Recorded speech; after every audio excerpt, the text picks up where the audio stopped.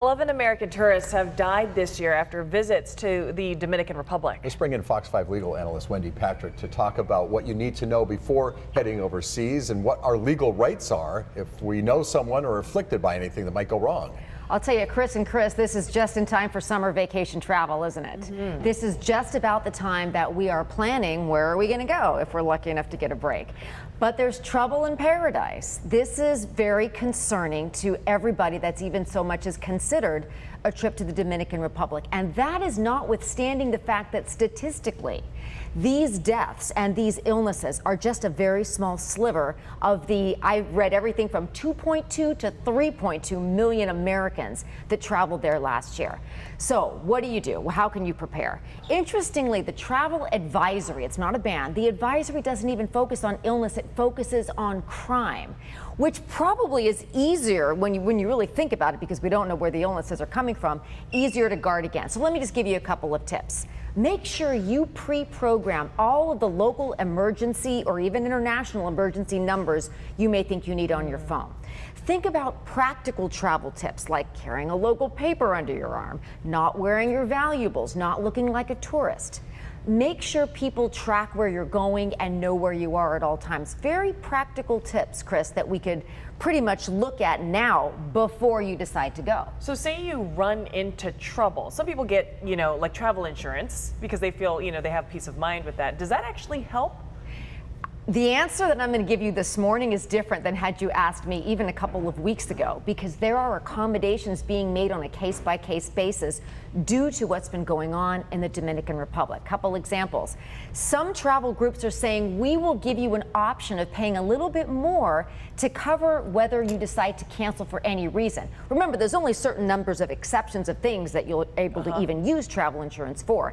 Several airlines are saying even though you didn't buy travel insurance, we will consider either refunding, either partially or in full, your trip to the DR, the Dominican Republic, because of what's going on there. So a little bit different accommodations being made recently due to what's been happening. Okay, but the biggest thing is, people are dying over there. One resort in particular, this is shocking. A Maryland couple died on May the 30th. Very suspicious. 5 days earlier, a woman from Pennsylvania died in that same resort. This is the Grand Bahia Principe Hotel in La Romana.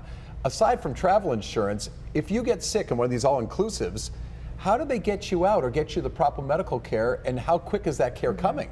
Yeah, those two questions are key. They're critical, and I wish that we would have known the answers to them a month ago or maybe 2 months ago, because the sudden deaths that have been tied to these hotels, I would even add the Hard Rock, which is even more stunning because this is an international chain that has suffered the same kind of mysterious deaths, Chris, than happened here.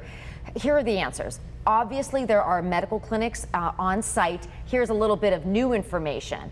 As of this morning, last couple of days, we've been reading that the United States has been sending in people that are going to be checking those resorts. The FBI is there helping with toxicology. So the United States is actually infiltrating some of these areas to ensure that the answers to your questions are you can get there right away, and we're going to make sure that it's going to be sanitary and safe transport if they can't treat you on site. And then what types of legal options do you have if you're out there, you get sick, or like these families, they now lost a loved one?